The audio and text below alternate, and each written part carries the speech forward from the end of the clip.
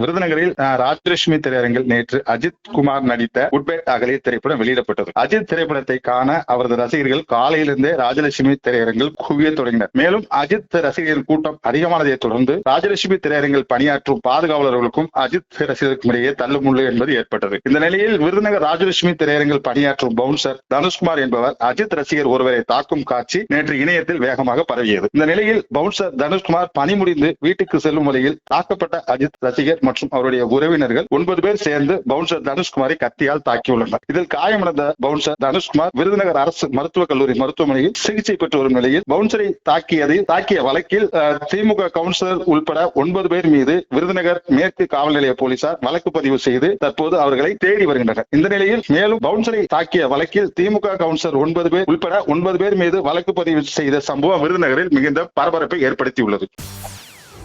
செய்திகளை உடனுக்குடன் தெரிந்து கொள்ள உடனே சப்ஸ்கிரைப் பண்ணுங்க.